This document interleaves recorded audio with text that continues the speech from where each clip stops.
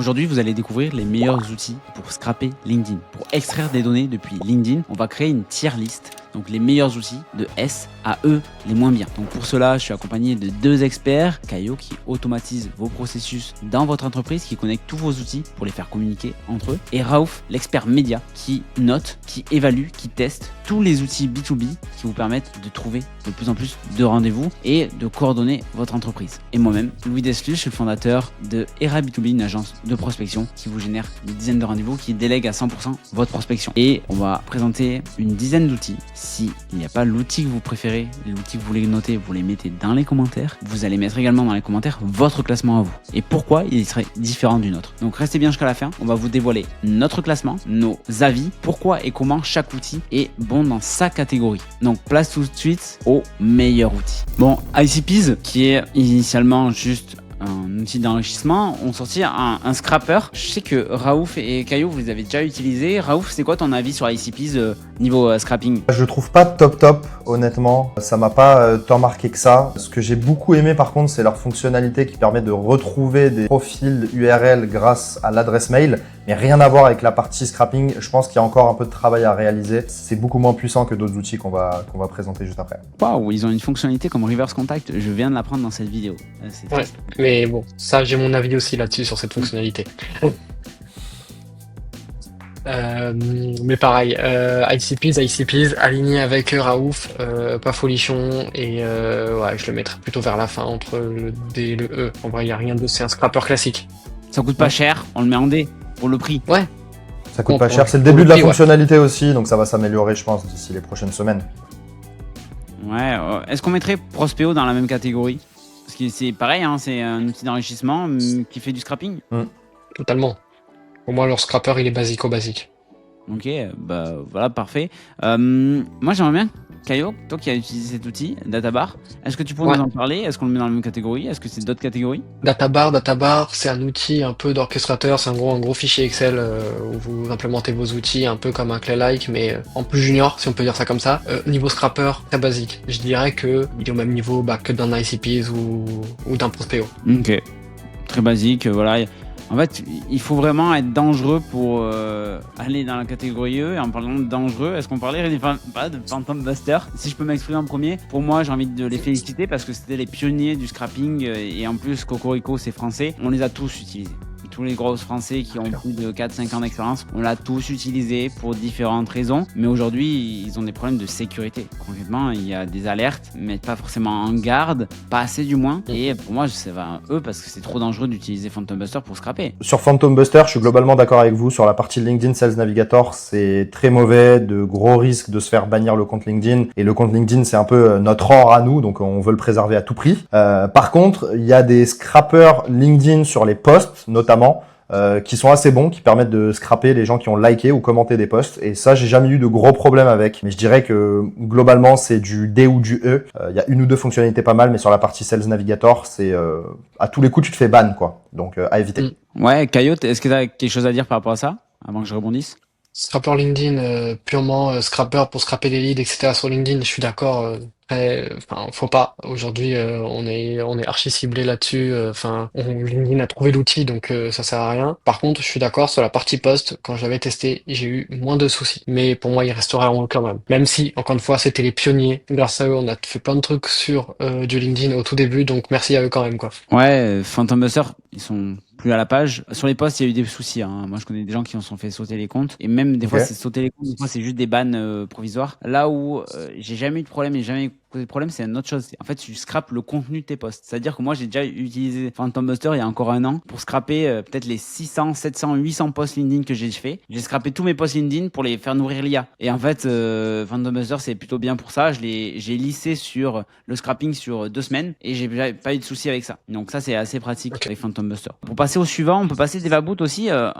qui commence à dater Evaboot, hein, qui faisait du super travail. Est-ce que vous avez un petit avis rapide sur Evaboot, qui qualifie les leads un petit peu aussi, qui les nettoie du moins? Ouais, moi je le mettrais en C, EvaBoot. Je trouve que très bon outil. Pareil, un peu un pionnier là-dessus sur le côté scrapping LinkedIn. Ouais, en dessous d'ICP, Prospeo, Databar, etc. Parce que comme tu l'as dit, Louis, il qualifie les leads en amont. Donc il vérifie si ta recherche LinkedIn que tu as fait, elle correspond bien, que les job titles sont bien cohérents, etc. Ouais, juste pour ça, effectivement, je pourrais le mettre en C. Il a une feature supplémentaire qui est vraiment dédiée aux scrappers LinkedIn. Voilà, c'est pas hyper gentil non plus.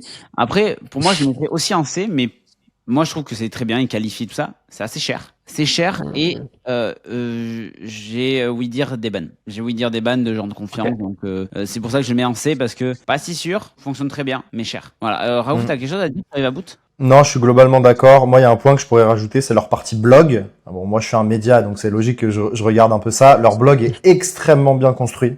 Ah, c'est peut-être même l'un des Ouais. meilleurs blogs SEO qui existent pour un outil, sur les outils que j'ai pu voir. Donc c'est top, il y a plein d'informations. Par contre, ouais, ça commence un peu à dater. Je me pose aussi des questions sur le support. Si je me trompe pas, ils sont deux à gérer l'outil, donc peut-être que quand il y a des problèmes, il n'y a pas forcément de grosse réactivité.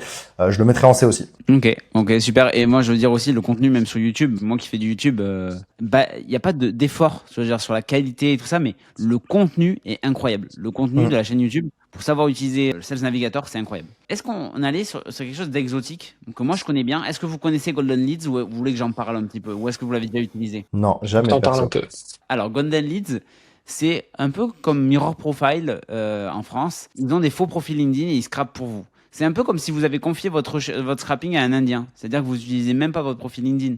Donc en fait, niveau sécurité, ils sont excellents. Après, ça coûte très cher. Vous avez juste à donner votre URL Sales Navigator et ils scrapent pour vous. Donc en fait, pour moi, oui, c'est du scrapping LinkedIn, mais c'est un peu hors catégorie.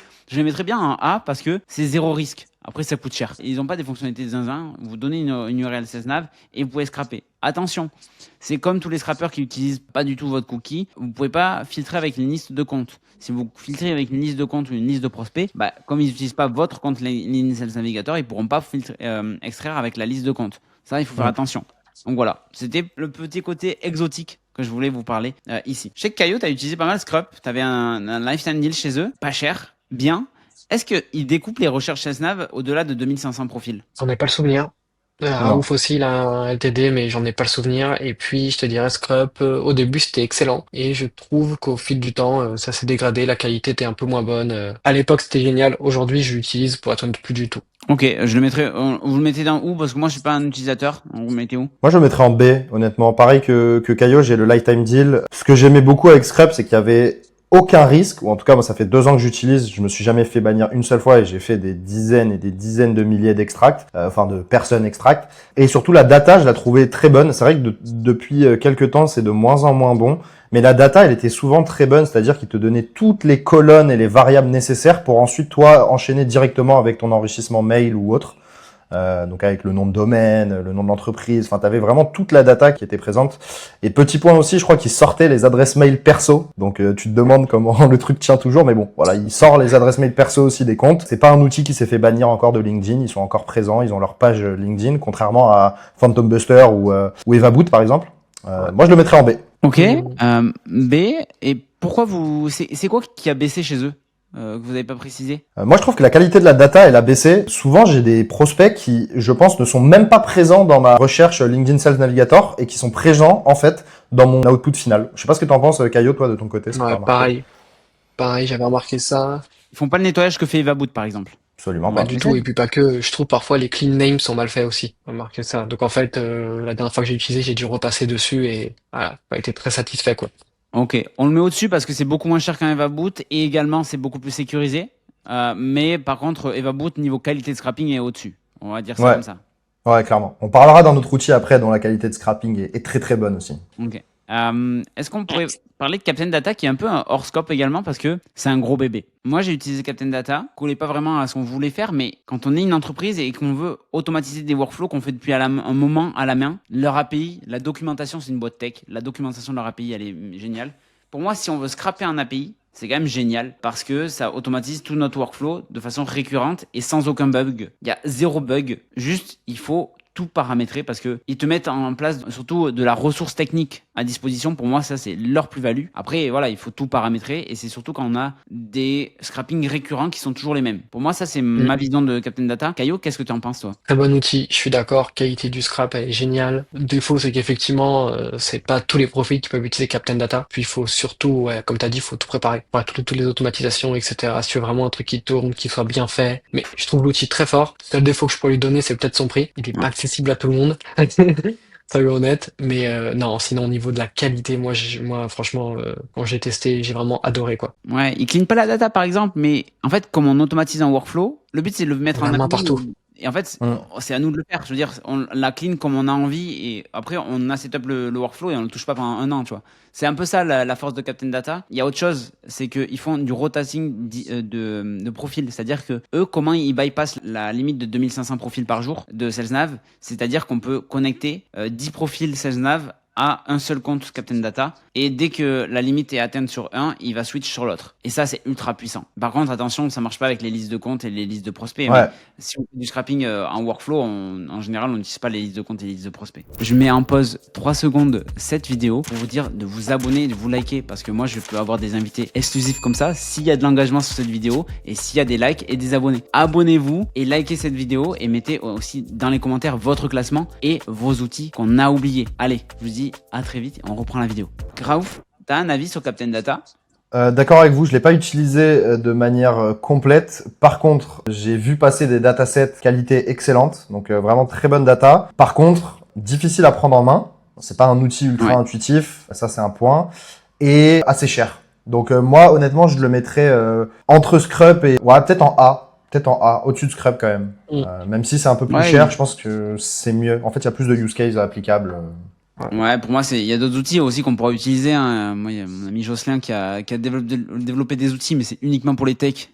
Captain Data peut s'utiliser en front, c'est pour ça que j'ai osé le mettre ici, parce que il y a d'autres scrappers qui fonctionnent que en API, mais eux, ils font un Captain Data à les deux. On peut être on peut faire du low code et savoir le faire, mais quand même, moi je recommande d'avoir un profil comme Caillot pour implémenter un Captain Data, ou d'avoir quelqu'un qui s'y connaît vraiment en API, en automatisation, des choses comme ça, en make, en U10, pour setup un Captain Data sur des workflows qui sont récurrents, sur des process qui sont récurrents. Et bien sûr, le prix, ouais, ça coûte assez cher, mais après, voilà, c'est du made in France. Il y a un compte exécutif, un account manager qui vous suit et tout ça aussi. Ça, c'est pratique. Donc voilà, c'est un outil qui est différent de tout le reste. C'est pas juste un scrapper, il peut scraper énormément de choses aussi, hein, pas que des sales nav. Il peut scraper des événements, il peut scraper des posts, en fait, c'est un Phantom Buster plus poussé en API et pas dangereux. Moi, j'aimerais parler. On parle de Vein. Caillot, tu l'as beaucoup utilisé. Je crois qu'aussi tu l'as utilisé, Raouf. Caillot, est-ce que tu pourrais nous le présenter un petit peu? Ouais, totalement. Alors, rien que moi, pour un peu plus d'infos, je l'ai en LTD également. Donc, c'est un outil que j'utilise énormément. Pour la partie scrapping, moi, ce que j'adore, c'est qu'en fait, on est un peu illimité sur la partie scrap. On est un peu illimité. Niveau sécurité, j'ai jamais eu aucun problème. La qualité de la data, je la trouve ok, elle est correcte. En plus, il te qualifie les leads, pareil que du Eva Boot. Entre autres, il te dit si les leads sont qualifiés ou non. Franchement, Vein, pour moi, c'est un gros plus. Pas très connu sur le marché. Je pense qu'il y a que quelques experts qui connaissent vraiment Vein. Mais moi, franchement, chapeau pour l'outil. Ouais, Raouf, tu vas ajouter quelque chose? Non, je suis globalement d'accord avec Caio. Je pense que ce qui manque à cet outil, c'est la renommée. Être connu, avoir plus de gens qui l'utilisent pour ensuite avoir des encore meilleures features et des nouvelles fonctionnalités. Mais c'est un très bon outil. Je le mettrais moi au-dessus de Scrub, je pense. Et après, on pourra discuter du classement final. Je sais pas, toi Caio, t'en penses quoi? Mais c'est un peu mieux que Scrub quand même, non? Ouais, franchement, ouais, largement. Moi, je le mettrais en A, pour être honnête. Vein a été créé par les anciens de Black Sales, une grosse agence de lead gen, hein, donc un ancien concurrent à moi hein, qui a fermé. Quand on est une agence, on a besoin de prospecter beaucoup. C'est le seul outil du marché, le seul, qui permet de façon sécurisée de scraper 15 000 personnes par jour. Et même, on peut aller au-dessus, mais 15 000 personnes scrapées par jour, c'est comme si on scrapait 300, 400 avec les autres outils parce qu'ils ont une autre technologie. J'en ai aucune idée de quelle technologie, mais je veux vous dire, ça prend zéro risque de scraper avec Vein. Il n'y a pas autant de colonnes que certains outils, comme sur... On peut pas extraire toutes les expériences, par exemple, mais ça dépend si vous en avez besoin ou pas. Et c'est que sur Sales Navigator. Mais c'est des purs players de cette fonctionnalité-là. En fait, au début, je comprenais pas leur qualification. ils disqualifiaient pas. Je veux dire, moi je veux des CMO, je veux que des CMO. Et en gros, je me suis retrouvé avec des Chief Marketing Officers parce qu'en fait, ils aident à LinkedIn, ils acceptent certaines interprétations de LinkedIn. Et en fait, ils se sont fait avoir sur certaines choses comme un Chief Medicine Officer. Mais oui, c'est un CMO. Mais c'est un CMO Chief Medicine Officer. Mais du coup, voilà, il y a des petites subtilités parce qu'en fait, ils essayent. Ce que j'aime bien, c'est pas un algorithme bête et méchant. Ils ont essayé d'interpréter. Après, c'est leur interprétation, c'est des choix. Hein. Mais je l'aime bien, leur interprétation là-dessus. Et faut qu'on parle du prix. C'est moins cher. Ah ouais, Ça coûte rien. clairement. Ça coûte 80 €, 100 000 recherches, 100 000 extractions par mois. Voilà, on peut parler du prix. Même toi, tu as un lifestyle, mais moi, en termes d'agence, on l'utilise pour ces quelques recherches qui ont besoin d'être scrappées rapidement. Donc moi, je le mettrais même en S. Parce que dans leur catégorie, j'ai pas de points négatifs à relever. Il y en a pas dans sa catégorie à lui. Et sur la partie 15 000 par jour, tu sais comment ça fonctionne un peu? Ils utilisent d'autres comptes Non, c'est notre compte. Ça scrape avec notre compte, mais juste, je pense qu'ils affichent pas toutes les pages. Je sais pas comment ils font. J'avoue, je ne sais pas comment ils font, mais il y a les profils privés et publics. Hein. Ils scrapent pas que les profils publics. Vraiment, ils vont au bout des recherches et ils scrapent toute la recherche. Mais je t'avoue, c'est leur secret aussi. Et ils ont trouvé une technologie pour détourner ça. T'as pas une seule alerte. Et personne qui a utilisé Vayne a eu une seule alerte. Donc pour moi, ils sont S dans leur catégorie. Okay. Dans leur catégorie, ils ont pas beaucoup d'options. Hein, et ils scrapent pas toutes les... Entre S et A au moins, je pense. C'est que dans leur catégorie, ouais, tu pourrais les mettre. Si tu veux juste scraper LinkedIn en mode rapide, sans te prendre la tête, et genre t'as un long scrap à faire, ouais, franchement du S. Ouais, S, tu vois, genre... Pour le besoin, bah comme tu le dis toi-même, quand t'as un besoin rapide, urgent, c'est génial, quoi. On arrive sur les deux derniers outils, Pronto, Reactine. Allez, on se traite le Pronto. Pronto, Power User de Pronto, nous chez Rabbit2B, on l'utilise depuis août dernier. Je sais que Raouf l'utilise pas mal, je sais que toi aussi, Caillou, tous les grosses commencent à l'utiliser pas mal. Raouf, je te donne la parole, qu'est-ce que t'en penses? Alors, Pronto, c'est un cas assez particulier. Je pense que c'est l'outil qui a peut-être les meilleures fonctionnalités pour sortir de la data qualifiée de SalesNav, en tout cas de ce que j'ai pu tester.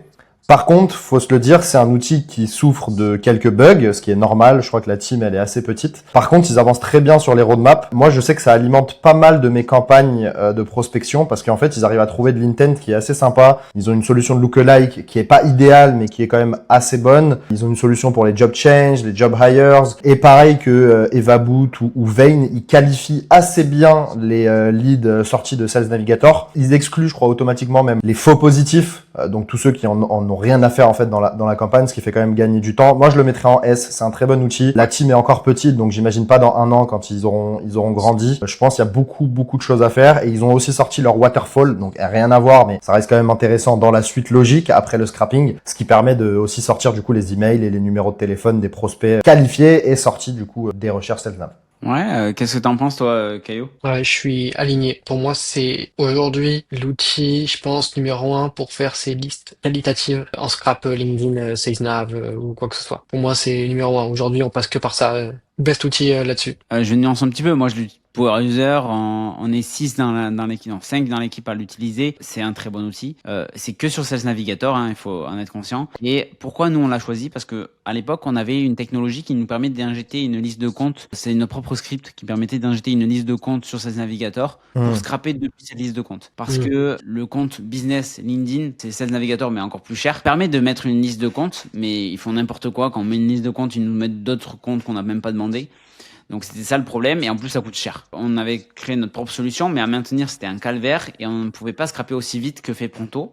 Ils ont une autre technologie qui permet d'injecter une liste de comptes. Donc c'est ça qui est intéressant. On injecte une liste de comptes et on scrape. Donc ça nous crée une liste de comptes. On peut filtrer et scraper à partir de cette liste de comptes. Et ils peuvent disqualifier les comptes qui sont ajoutés alors qu'on ne l'a même pas demandé. Ça c'est sympa. Après sur leur disqualification, dans l'agence on l'utilise de moins en moins parce qu'elle est un peu trop stricte. Elle est moins intelligente que Vayne sur l'interprétation de ok, il y a LinkedIn qui nous recommande des profils, ils ont raison de me les recommander, mais d'autres, ils ont pas raison de me les recommander. Ils sont très stricts sur la disqualification. Donc, ce que fait, moi, c'est je scrape et on a une disqualification, on a notre propre moteur de disqualification interne chez Rabbit2B basé sur l'IA. D'ailleurs, je vais faire une vidéo là-dessus, donc abonnez-vous. C'est pour ça que moi, je trouve que c'est des très bons outils. Oui, il y a des bugs. Oui, la plateforme, elle est lente. Là, j'ai parlé avec l'équipe, ils arrêtent pendant 2 semaines de dev de nouvelles features pour améliorer ça. Ils viennent de prendre des serveurs plus gros. Ils écoutent. Et c'est ça qui va vite. Mathieu et Nico, qui sont à la tête du produit écoute vachement nos retours. Voilà, moi il me saoule un petit peu les bugs et ça nous ralentit beaucoup. Mais par contre, ils n'ont pas de concurrents. Ils n'ont pas de concurrents, c'est les seuls à faire ce qu'ils font. D'injecter des listes SalesNav sur LinkedIn, c'est les seuls. Il n'y a pas d'autres. Non, mais j'allais rajouter que la fonction compagnie, ils pouvaient le faire aussi avec les contacts. Donc en fait, tu peux injecter des listes de contacts. Je sais pas si c'est ce que tu allais rajouter, Caio. Ouais, le côté persona est super fort, quoi. Avec les personas. Du coup, en fait, tu peux avoir des exclusions à la fois sur les entreprises que tu veux pas ou celles que tu veux. Tu peux avoir des exclusions sur les gens que tu veux pas ou ceux que tu veux absolument. Très flexible. Tu vois, dans la logique un peu ABM, ce qu'on entend très souvent depuis quelques années. Je pense que c'est l'un des meilleurs outils pour faire de l'ABM, en fait. Tu rentres tes boîtes, tu sélectionnes ton persona, ça te sort les gens exactement au sein des boîtes, ce qui te prendrait 5 heures à faire sur Sales Navigator à la main avec tes petites listes. Alors, honnêtement, c'est un top outil. Ouais. 5 heures, t'es gentil. Ouais, je suis très gentil. ABM, c'est Account Based Marketing, c'est quand on a par exemple, on a 300 entreprises qu'on veut cibler, on veut cibler que ces entreprises-là et on va chercher les personas dedans. Voilà, c'est vraiment, on est basé sur les comptes, sur les comptes. Et on parle d'un petit dernier là, c'est donc Attends, on l'a pas placé. Ouais, c'est bon. Reactin, pour moi, ils avaient des petits soucis au début sur la sécurité. J'étais pas d'accord avec eux sur ce qu'ils faisaient. Par contre, ils scrapent des intents. Eux, c'est incroyable. Ils scrapent des intents de zinzin, mais hyper rapidement, qu'ils peuvent mettre automatiquement dans des séquences. Donc oui, c'est un outil d'automatisation LinkedIn, mais on en parlera dans une autre vidéo pour ça. Là, on va parler du scrapping. Ils sont forts et aujourd'hui, ils sont sécurisés beaucoup plus qu'avant. Qu'est-ce que vous en pensez également, vous, de votre côté? J'utilise tous les jours et je suis d'accord avec toi. Alors, niveau sécurité, pour l'instant, j'ai eu aucun problème. Et je suis d'accord que les intents sont vraiment très forts. On peut vraiment personnaliser pas mal de choses. En plus, ce que j'aime bien, c'est que les gars qui sont derrière, pareil, petite équipe, mais roadmap super clair. Ils avancent super vite. Je suis même bluffé parfois par ce qu'ils font. Franchement, pour un outil, je dirais par intent, donc vraiment par post, par commentaire, par tout ce qu'on veut, c'est les meilleurs, quoi. Surtout si vous avez une idée d'action à faire vraiment derrière. C'est vraiment génial. T'as des idées d'intents qu'on n'a pas vu auparavant et qui font? Des idées d'intent qu'on n'a pas vues auparavant et qui font. C'est une bonne question. Je veux dire, les posts, ils le font, les réactions, ils le font, les événements, ils le font. Si. Alors, ils font des intents, mais c'est pas sur du LinkedIn. Ok.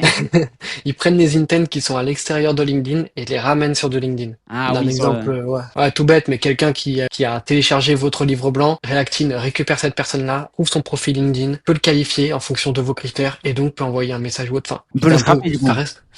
Ça le scrape directement, quoi. C'est génial. Ouais, mais ils sont hors catégorie aussi, ils sont trop forts et ils utilisent d'autres intents pour scraper LinkedIn. Donc pour moi, ça va dans cette catégorie-là. Raouf, t'en penses quoi? Tu l'as testé, toi?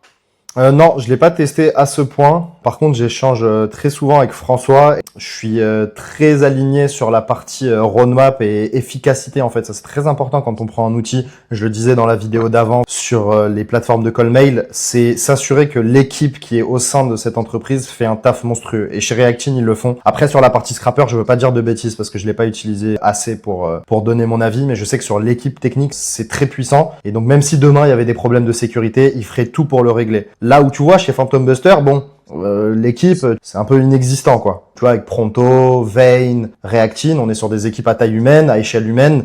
Les gars ou les filles te répondent. Ils sont réactifs, ils sont vraiment à l'écoute des feedbacks. Donc ça, c'est un gros point positif. Moi, je le mettrais en S. Donc on est plutôt d'accord sur ce classement. On va passer à la conclusion. Je pense que les équipes qui écoutent justement leurs clients, c'est celles qui sont en top du classement. Donc si je prends Captain Data, Vane, Pronto, Reactin, c'est les meilleurs supports et c'est les outils qui évoluent le plus vite également et qui sont de façon sûre et certaine de sécurité. Donc je pense que c'est ça qui fait que c'est un bon outil. Et donc merci messieurs de vous être joints à moi pour cette vidéo. Donc bien sûr, si vous avez besoin de connecter ces outils avec votre tag technique, donc n'hésitez pas à faire appel à Caio qui peut automatiser tous vos processus internes et faire appel à Raouf et surtout son site internet que je vous mets directement dans la description qui va vous permettre de trouver les meilleurs outils, les classer également et avoir des retours qualitatifs sur ces outils parce que tu as un média Raouf là-dessus et je mets ton agenda Caio dans les commentaires et bien sûr le lien de ta plateforme Raouf dans les commentaires. Donc merci à vous deux. Est-ce que vous avez un mot de la fin? Merci beaucoup Louis pour cette vidéo. Totalement d'accord avec ce classement. Je pense que ce qui est très important à prendre en compte quand on est sur du scrapping LinkedIn, c'est la sécurité,